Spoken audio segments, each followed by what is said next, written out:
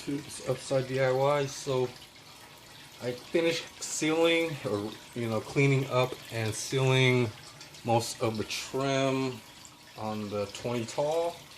I'm trying to make gravel filters, and over here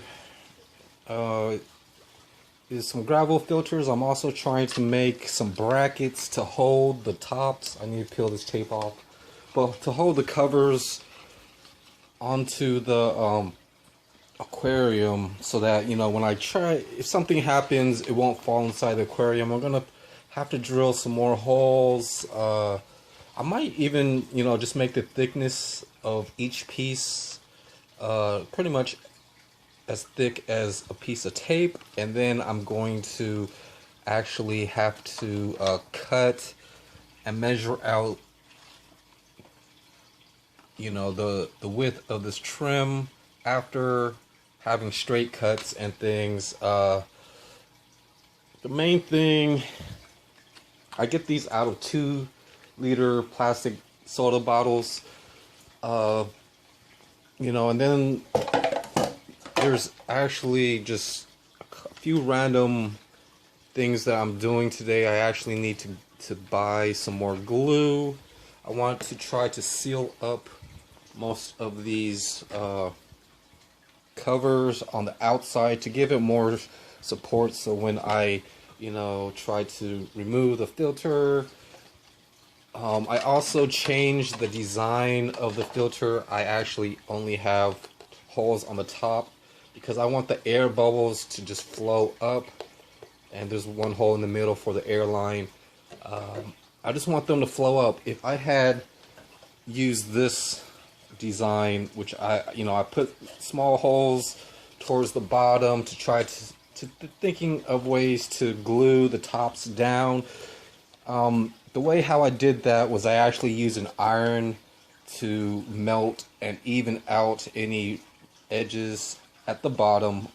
That really makes it faster to glue. So there's an iron right there. I just turn it on. I tried to use this iron today to try to straighten out some plastic. I just wanted to see what I could do to make the brackets, and heating this up I tried to flatten it out because there's actually a curve within the plastic, but you could actually manually straighten those out. You don't have to use an iron. An iron will actually create pressure points or something in the plastic. It does flatten it out somewhat, but it pretty much, and I use a soldering iron. So those are pretty much things to see on my channel for now. There's also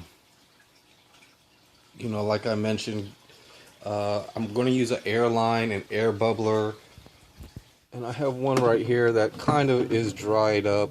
I put some tape on the bottom to try to hold it better. I use 5-minute epoxy. So 5-minute epoxy, it didn't really help. I mean, it helped, but then it wasn't going to dry as fast as you could really hold it. You might have to dry it for 30 minutes or something, but hopefully. But this is just pretty much what I want to put inside on one of these covers. Pretty much this one is all, I just have to finish gluing this to the base on these 4, 1, 2, 3, and 4 over there. You try to get rid of the rim, the cap sealer rim and things. But back to these covers, or these cover type of holders. If you don't feel like making these plastics and things, you can glue it to the trim, and then that will be okay, I think. So that's pretty much what I've been doing for now. I've been replanting. I made another planter. A lot of kumquat seeds are in there, and I'm trying to make it decorative a little bit, and having other fruits and jackfruits, and there's an onion. My seeds are kind of You know, it's better just to have a deep pot like that one. There's cantaloupes in there and stuff. The roots really just want to get really deep down. A lot of these shallower pots are just starters. They usually only start up seeds. They're not really good for final. Um, Even that stuff over there, and you know, just any pot that's a little too shallow. There's some more tree jackfruit seeds. So back to, you know, anything that I might have not covered is, you know, even with making these covers, I accidentally didn't check to see if these were upright. So 3 of them were made up, you know, backwards. But you know, so and then, you know, I just drilled kind of crooked there. But once you get one cover kind of drilled out, you can stack them 3 high. Have 2 different size of drill bits, a small and a pretty much medium. You want the larger ones on the towards the outside, and then you want to seal up as much of the filtering chamber. Unlike this, if there's, you know, little holes and gaps and things like that, you know, on the way up, it won't create that much of a vacuum when air comes through here and bubbles up. All of that right there is going to take out a lot of the suction away from these things. So that's why I kind of just made, you know, I can actually use a taller bottle. I made these out of 1 bottle, but you know, eventually, you know, a taller one will allow it to have more vacuum and things. And gluing this together, like that I haven't really revealed on any of my videos, is actually using an iron, and then that creates a nice lip or edge where the glue, instead of making these small holes and things, which will also bother the vacuuming. You know, just gluing it once with some 5-minute setting glue. Make sure when I glue this, make sure there's something underneath this this base part, just because it's going to bend. And you could glue 2 at a time. You know, so what you want to do is pretty much keep pressure on it and things like that. After 5 to 10 minutes of holding it down and things like that, it, you know, it will harden and finish up drying and things. The thing about it is you want to put another bead of really good glue. You want, you know, something that's really, you know, really water resistant and not going to soften up. So I need to actually get some more, or get like a rubber cement that's really waterproof, that's more gel like. It's going to make it easier, and then just smoothing it out with a popsicle stick when you can, and just let it set to dry. Just make sure it doesn't get soft and things with silicone, and it, you know, the epoxy stuff really works pretty nicely. You know, just epoxy stuff when it goes to submersible, water resistant glues and things. And like right here, I need to scrape off a little bit. Don't try to scrape, or you know, don't lose control, but just feel where things are not smooth.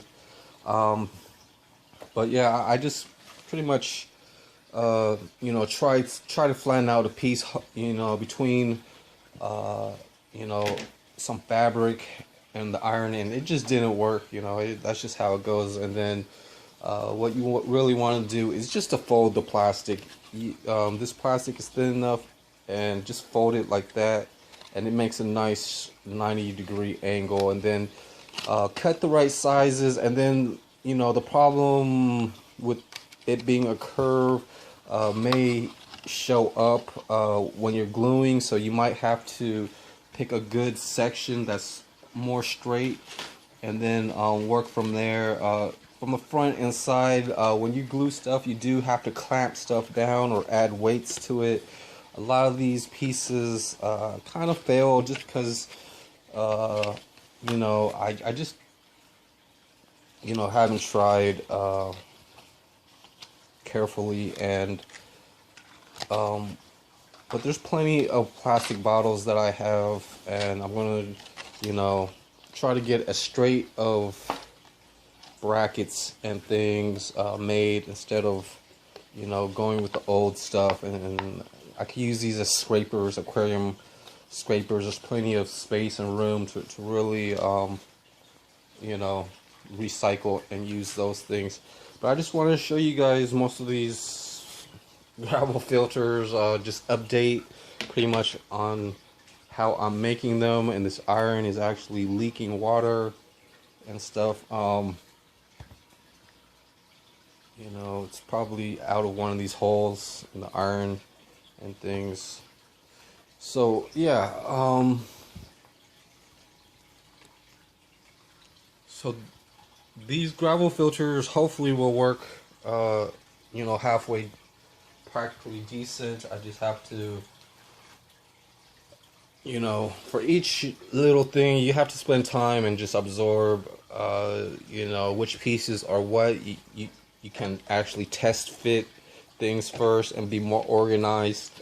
Even test the size of this hole, because once you start mixing the glue and having to rush and get things messy, it doesn't work out that great.